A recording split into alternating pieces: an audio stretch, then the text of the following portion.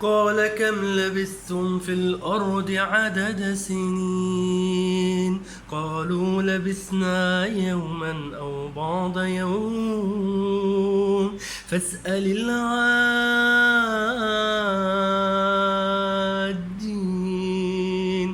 قال إن لبثتم إلا قليلا لو أنكم كنتم تعلمون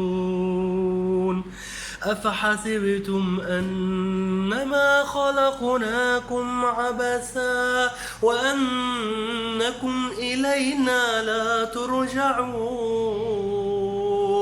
أفحسبتم أنما خلقناكم عبثا وأنكم إلينا لا ترجعون فتعالى الله الملك الحق لا إله إلا هو رب العرش الكريم.